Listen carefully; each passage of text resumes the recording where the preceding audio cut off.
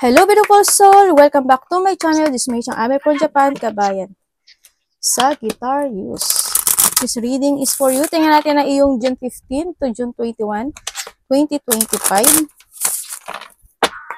Maraming salamat muna sa mga subscriber, new subscriber, cross-watcher, at sa mga bagong pasok dyan. Welcome na welcome kayo sa bahay ni Ate Aimee. Salamat din sa nakakataba ng puso ninyong mga comments. At sa mga nagpa-personal reading, marami pong salamat. Kung gusto yun, anak dami yo, sure dami. Handa dami yo. Sa mga gusto magpa-personal reading, nasa baba ng video na to, how to contact me. This is a general reading, kunin mo lang ang sayo at itapon ang hindi naman sayo. Maaring ito isa vice versa, energy mo, energy ng person mo, energy ng malapit sa puso mo. Nangyayari, or mangyayari pala. Use your own intuition, lawakan natin ang ating isipan. Energy reading tayo ha, anong man ang inyong gender, edad. If this is your energy, it's good. Gawin yung guide yung ating, kung may mga sasabihin na warning sign, no, para magkaroon ng positive outcome. Okay, huwag nyo ipilit kung hindi nyo energy. Okay, meron tayong Leo, Virgo, Libra, Capricorn, and Sagittarius. It's you. Okay, sa nakita ko sa iyo dito ay maaaring na dito yung situation na nagkakaroon. So, iba sa inyo, yung feeling, may mga feeling emotions, o kaya is meron kayong mga nag-reflection from the past situation, maaaring ganun, ano? O kaya hindi nyo mas more ka ngayon na magta-trust sa intuition mo, or you need to trust sa intuition mo kasi isa yon sa makaka-guide sa iyo para magkaroon ng achievement in life, or handun yung sitwasyon na to growth, no? Sa nakita ko dito. Maaaring yung intuition nyo is nag-growth this time, no? Baka mas nagiging enlighten yung inyong ano. And syempre, nahandito yung you are looking to the future. No, yung iba sa inyo, siguro you are a tarot reader, o kaya andito yung situation mo, siguro iniisip mo na gusto mo maging tarot reader, o kaya yung iba mahilig talaga kayo manood ng mga ganitong bagay, o ganitong panoorin na, no, sa nakita ko dito. Siguro pinag-iisipan mo, baka iba sa inyo pinag-iisipan nyo, ano kaya mag-read kaya ako, ano kaya ganyan, no? Yun. Ang nakikita ko naman si iba is may mga challenge na parating in your life. Siguro hindi naman ano, pero you need to commit, no, doon sa bagay na yon. Siguro when it comes to work, sa inyong profession, yan, may mga sitwasyon na you want to be stable, yung thinking mo, may mga gusto mo mag-setting down sa iba sa inyo. There's a shifting din kasi ako nakikita sa iba. May mga shifting, o kaya andin yung sitwasyon na may mga abundance sa parating, positivity happen, and also may pagtulong, maaring may tutulungan ka, or may taong bibigyan ka ng tulong, parang ganun sa iba. Sa iba sa inyo is you are more on focusing this time sa iyong purpose this time, ano. Sa iba sa inyo, ang purpose nyo kasi dito, sa nakita ko siguro being a tarot reader, parang ganun, ako nakikita, or maybe a healer, mga ganyan, ang nakita ko. Pero nasa sa inyo yun, pero ang nakikita ko to, you have an ability sa mga nagbabalak. Yun nga lang, medyo magiging challenge ka doon, no? Kasi kailangan mo mag-commit mo sa bagay na if you want talaga, diba? And yung iba naman, nakikita ko naman na magkakaroon ng transformation sa inyo, or something delay. Magkakaroon naman transformation sa'yo, pero you need to commit doon para hindi madali kasi dito sa stability. Yun nga lang, bago dumating yun, may mga challenge talaga na darating. Yun. There's a new beginning situation, pero need mo rin ng disiplina. Tandaan mo, you're the authority of your life, no?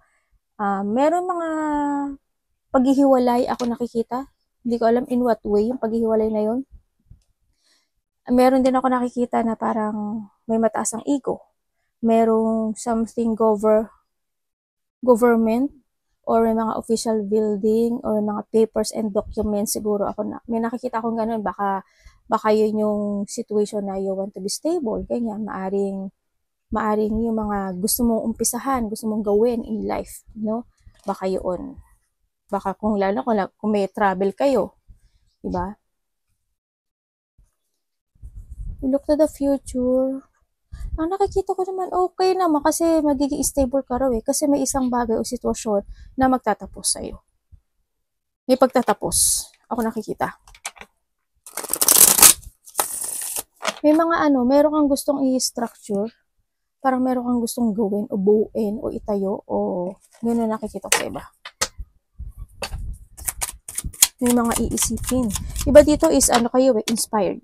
No? Hindi yung inspired kayo, may mga i-imaginein kayo. Yan. May mga papuri din ako nakikita dito. Tingnan natin yung energy. Energy ng Sagittarius.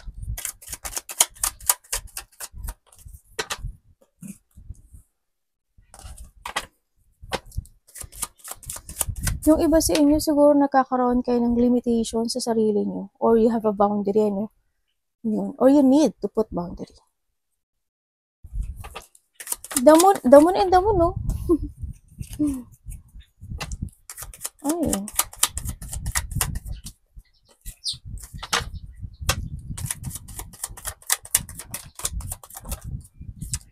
Universe, ano pa to? Okay. Okay, ang iyong energy, ang nakikita ko sa iyo dito, siguro yung iba is tulad nga nasabi ko kanina, very inspired kayo o handun yung illusioning or dreaming, no? Sa nakikita ko sa iyo dito. So, iba rin dito siguro medyo kulang ng tulog o kaya medyo puyat, baka night shift kayo, ganyan. Ang iba naman sa inyo is meron kayong isang creative na idea na gagawin mo o gusto mong gawin na ikaka-excite mo. Siguro you thinking something exciting situation na iisipin mo, no? Yan na nakita ko dito. And maaring ikaw is mag-a-action na doon. Sabihin, may mga new exciting plan, ganyan. May mga outgoing situation, may mga adventure, ganyan. Nakikita ko baka yun yung iniisip mo o mag-push forward ka doon. Yan. Meron mga, may mga papasok sa isip mo na you want to take a risk. Kumbaga, you want to jump to your fashion dito sa nakikita ko dito.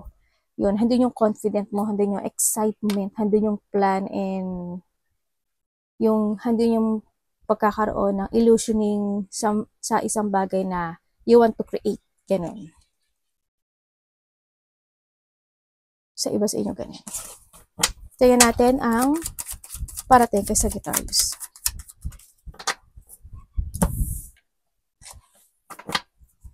The Hierophant.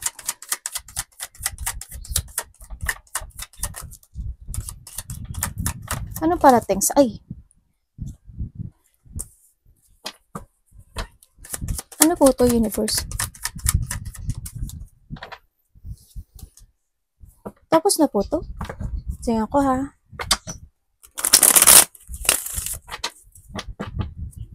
Parating sa kanya. Ano po yan?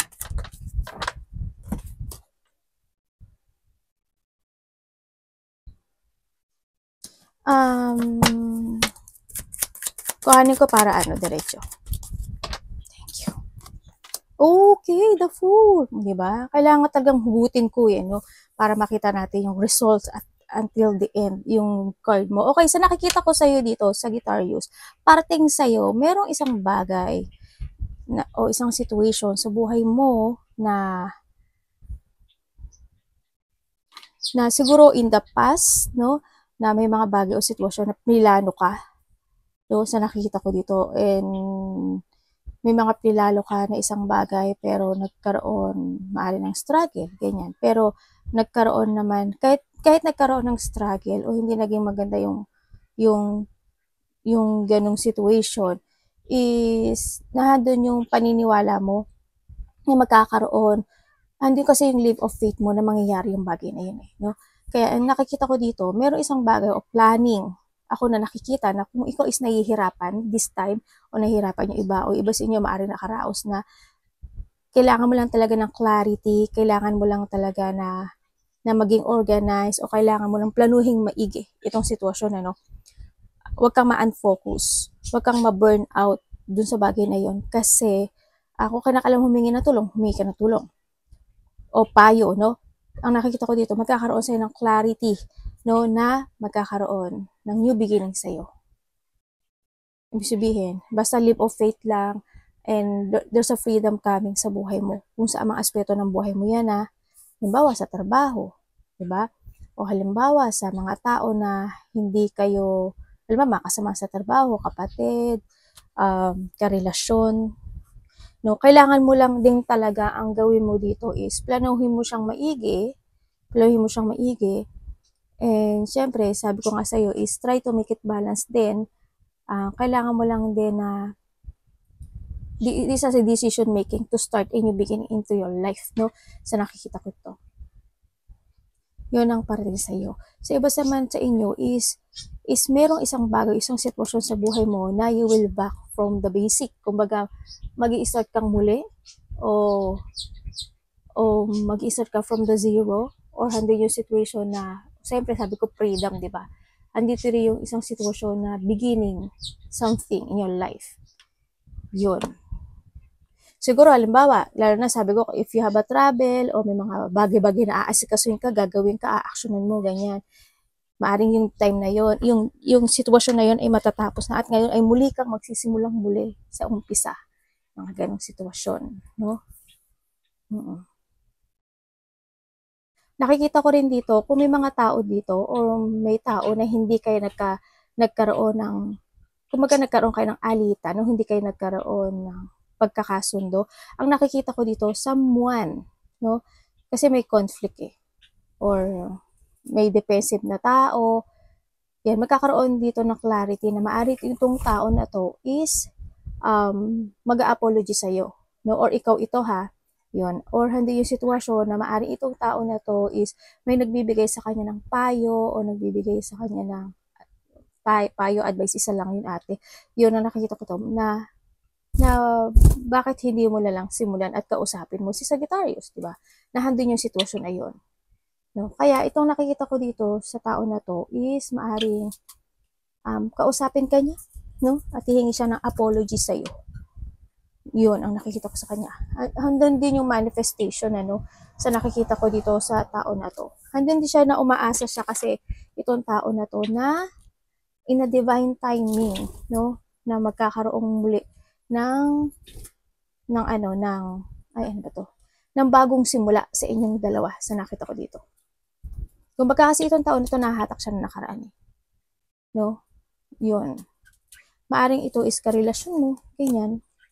Or maaring ito, meron tayong magician, ibig sabihin lahat ng element na dito Hindi niya kasi alam kung paano niya sasabihin at paano siya magsisimula at paano tatawagan ka ba niya, kakausapin niya, hindi niya alam. Pero, andito sa sitwasyon na someone want to commit sa iyo, no? Itong tao na ito. Medyo matagal na siya naghihintay, no? Or handin yung patiently waiting itong tao na to na in a divine timing magkakaroon muli ng bagong simula sa inyong dalawa. Yun ang nakikita ko dito. Sana walang magkaroon ng conflict, syempre, no? Sana walang magkaroon. Kung magkakaroon man ng conflict, magkakaroon pa rin ng pagkakasundo. So, nakikita ko dito. So, iba dito, karelasyon, magulang, kasama sa trabaho, kapatid, ang pwede kayong hindi magkaintindihan. Pero there's a beginning, sabihin. Magkakaayos. Magkakaroon ng resetting, no? Tingnan natin, dapat iwasan ni Sagittarius.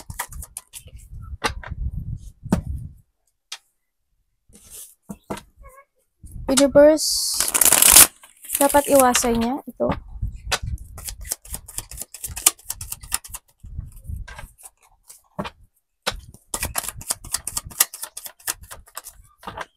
Okay. Okay. Okay, Sagittarius, ang dapat mo daw iwasan is yung lack of progress ka, no? Sa mga bagay o sitwasyon na need to begin o need to take it action, no? Sa nakikita ko dito kasi pwedeng dumaan o dumating yung time na siguro mga after 5 days, 5 weeks, or 5 months man yan, magkaroon ka ng hardship, no? Dumating yung hardship na sitwasyon na yun. Halimbawa, sa pera, halimbawa, sa trabaho, ganyan, no? Ibig sabihin, you need to save money. Ibig sabihin dito, di ba?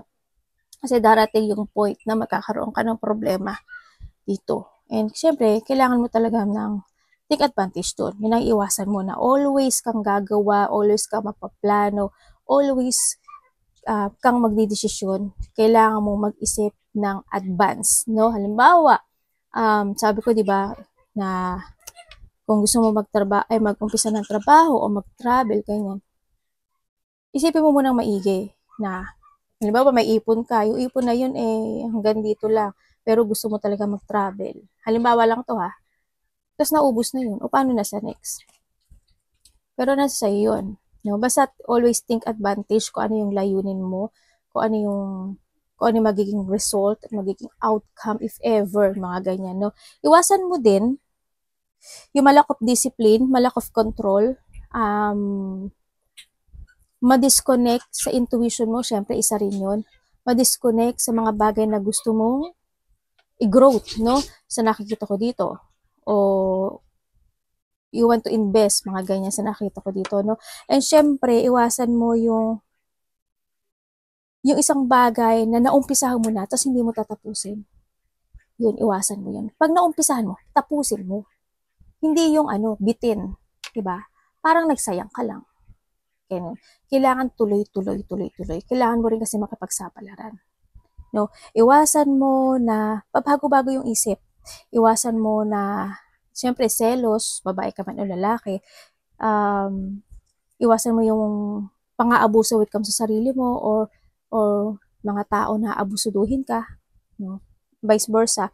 And syempre, iwasan mo rin yung manahimik sometimes. Syempre, kung may mga gusto kang actionan, gusto mong gawin, huwag mong isipin mag-isa, di ba? Magsalita ka rin kung kinakailangan, di ba? Kung nakailangan as in gawin mo.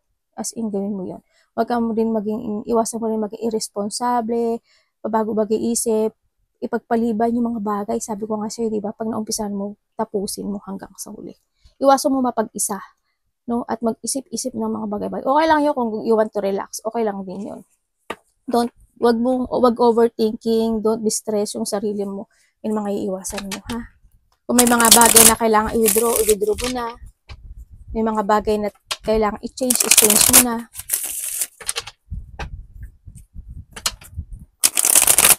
Siyempre, patient. Tingnan natin, di ba sinyo may problema sa pera? May taong may sakit. You need to be aware, ha? Kung sino man itong tao na to. Kasi meron tayong Taurus, Virgo, Capricorn.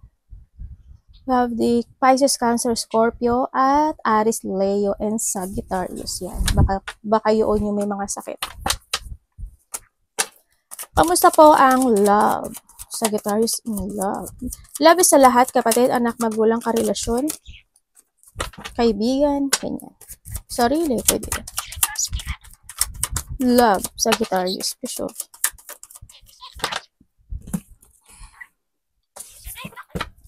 Nine of Wands.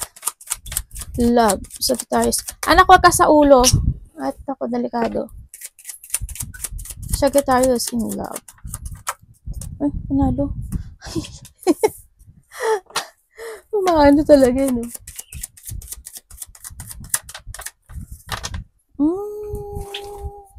Ano yan, universe? Okay. Bakit po?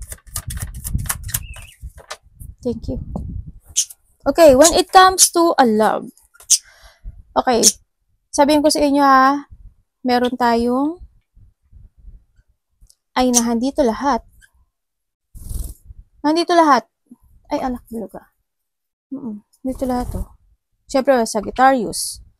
Meron tayong Scorpio. Libra.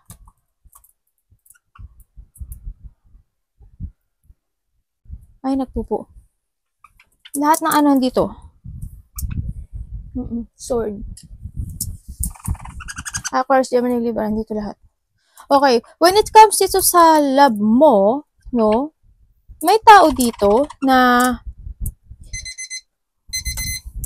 may tao na namimiss ka, or maaring ikaw to ha, nagkakaroon siya ng reminiscing from the past situation, itong tao na to, naaalala niya yung mga bagay na nakaraan, no?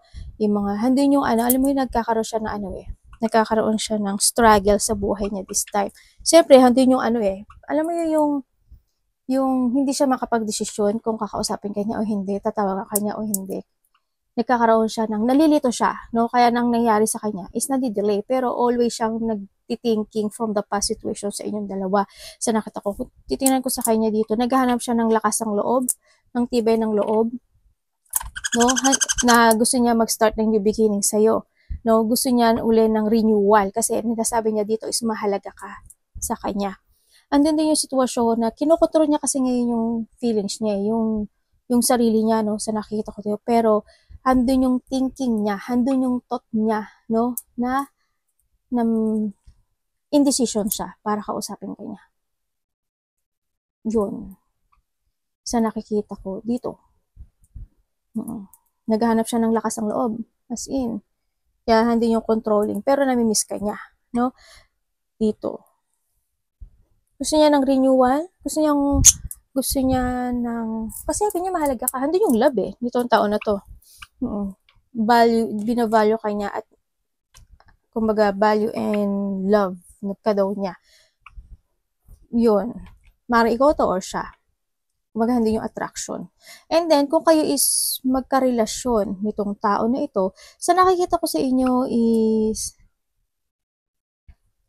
oo, siguro minsan, no, hindi naman maiiwasan yun na nagkakaroon ng struggle o nagkakaroon ng problem when it comes to money, ganyan. No, may mga sitwasyon na ikinaka-stress, kinaka-worry, o ikinalilito, kumbaga, no.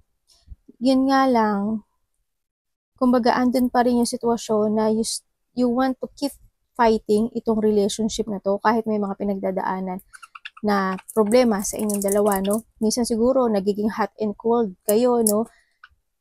Kumbaga, andun yung minsan okay, minsan hindi, mga ganun sa nakita ko to. Pero matating pa na naman kayo sa point na nagiging okay din naman kayong dalawa sa nakikita ko dito.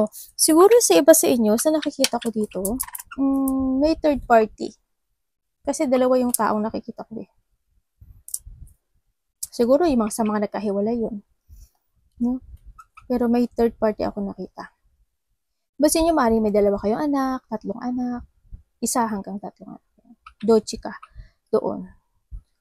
Yun ang nakikita ko sa inyo. Sa mga single, attractive naman kayo babae, lalaki, attractive kayo, kaya madali kayo makakahanap ng love life. Kamusta po ang money ni Sagittarius this week? Kaya kadami Anak, gumen. Gumen. Yung ano ko. Dito ka sa balikat naman. Yan. Ano yung changwa? Ito, Pentacles ko show. Money.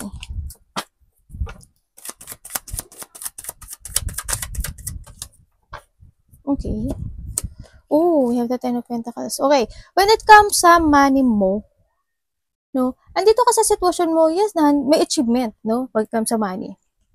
Handun yung achievement, you enjoy the fruit of your labor and success this time sa nakikita ko sa'yo dito. You try to make it balance and control itong money mo, no, sa nakikita ko sa iyo dito. May mga sitwasyon din talaga na inag-iisipan mo talaga na, halimbawa, itong money na to para to dito. Para to sa travel, para to sa bahay, para to sa ganito. Nakikita ko naman, no, or you're starting now sa ngayon sa nakita ko. Pero when it comes dito sa money mo, there's a growth. Siyempre, handun yung na-enjoy mo naman kahit papaano yung natatanggap mo na blessing na galing kay Lord or kay Universe na nakikita ko dito. Andito rin yung sitwasyon na you enjoy your life together with your family, anak. Ay, ba't ito isa anak ko? No? Yun. As in, nakikita ko naman yung pagiging stable mo with comes sa money mo sa iba, sa inyo ha. Pero dito stable to. Or kung hindi kayo stable, this is the time na kailangan nyo mag-start ng new mental health or kailangan nyo na talaga i-embodish yung lesson na you learned from the past. At this time, kailangan mo na talaga try to make it balance. Diba? At isipin mo yung future mo. No? Ngayon, pag-isipan mo na this time, you need to use your head when making a decision when it comes to money. Yun ang mga dapat nyong gawin sa may mga problema sa money. So, iba sa inyo kasi nakikita ko na may mga celebration coming, ganyan, baka doon ka magagastos, o may mga traveling, may coming home, ganyan, may mga surprise event, mga ganyan ako nakikita. Baka may mga pupuntahan ka. Baka handito rin yung situation na may binibigyan ka na money, no? Maaaring family mo, ganyan, anak mo. Yan, ang nakikita ko dito. Kamusta ang iyong career or job? May mga sinusuportahan ka, kumbaga. Merong nagpapagawa ng bahay? May bibili ng bahay? O you're planning? May ganun ako nakikita. May coming home, no? May travel yung iba. Or may darating galing probinsya. May pupuntahan ba kayong kasalan, ganyan. May tao dito na maari nagsasalita siya na gusto niya ikaw at gusto niya na ikasal kayo, mga ganun, no? Maaring sa iba sa inyo is ganun. Baka may nangangako sa iyo. Career or trabaho. Four of Swords.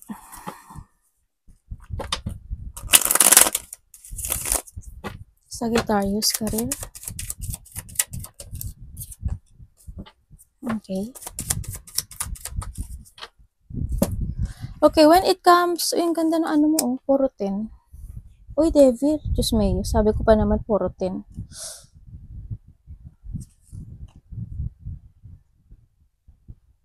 Sa iba sa inyo, no, merong kapamilya na toxic, Kumbaga, mga taong sakim, makasarili, ganyan. Hindi naman kayo lahat, ha? Huwag kayong masyadong Yun, may mga tao ko nakikita ito. Parang sarili lang nila iniisip nila. Ganyan. Okay, when it comes sa career mo, sa nakita ko dito, maganda. Kumbaga, dito yung pagiging parang you're okay na sa trabaho mo this time, parang kumbaga sa situation tinanggap mo na kailangan mong tanggapin o tinanggap mo na yung trabaho mo o yung career na meron ka sa ngayon, no? Andun na rin naman na siguro iba bago. Siguro kung kayo is bago this time na bago sa isang kumpanya, andun ka na sitwasyon na mari nagkaroon ka na mental peace this time and you try na ngayon na mag-invest dun sa bagay na yun, sa iyong career. Siguro naman, yung iba naman is yun nga, sabi ko parang tinanggap nyo na rin na dyan ka na lang, no? Sa nakita ko dito. Andun naman yung sitwasyon mo na maaaring nahahang ka kahit papaano, kahit kaunti, na maaaring nakakaroon ka pa ng pag-iisip na parang pinag-iisipan mo pa rin na, ano kaya kung magbago ako ng trabaho? Ano kaya magbago ako ng career? May mga ganong sitwasyon, no? Andun yung thinking, pero you are patient dito sa sitwasyon na to, no? Kumbaga nagkakaroon ka lang ng mga bagong plano mo kung gusto mo nang mag-iba ng career, no? Kaya doon kasi sitwasyon, mga hindi pa nakaka-alis doon sa kanilang career o nag-change ng trabaho, you still stagnant, kumbaga. Pero handun pa rin yung thinking o yung planning, no? Na makakalipat ka, no? O makakapagsimula ka when it comes sa career mo, sa nakikita ko dito. Sa mga wala naman, magkikilos ka na kayo, no? Kailangan nyo na magpunla at mag-umpisa muli. Pag-isipan mo munang maigi. Yung mga aalis or yung mga iba na walang trabaho, pag-isipan mong maigi in advance, no? Huwag ka lang mag-isa ng option, syempre. 'Di ba? Kung mag-isa ka ng option, paano kung hindi yun wala nang option A, B, C, dapat ganun. Ganun din sa iba sa inyo na gusto nyo mag-change. Syempre, huwag ka mag-change muna nang wala kang nahanap na trabaho. Kasi mahirap ang buhay. Tingnan natin ang advice. Try to analyze. Kailangan mo din kasi ng strategy, no? And progress.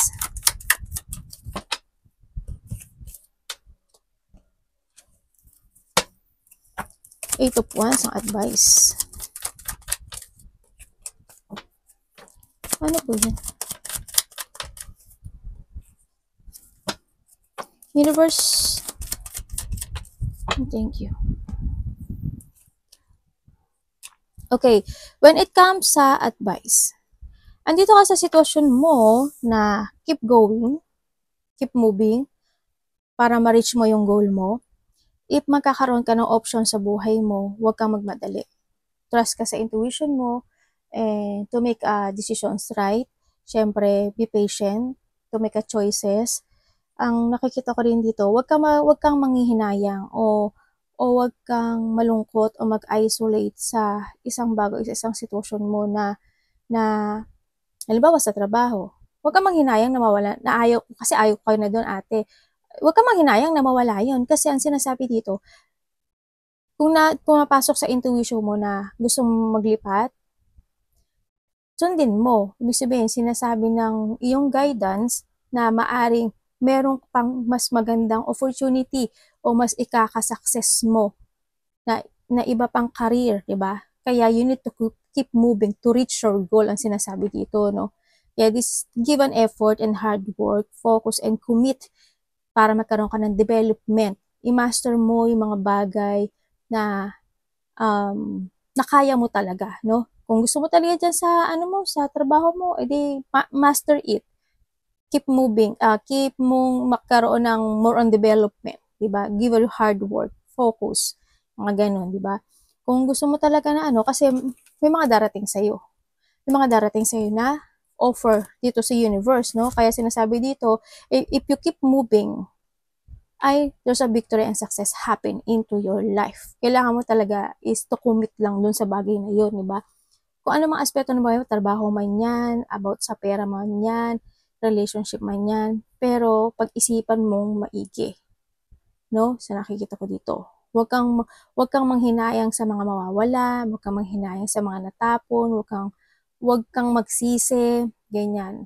Kung ano yung mga failure situation mo, keep to move on, kasi it's time to recover din, kasi it's time to heal dito sa nakikita ko dito.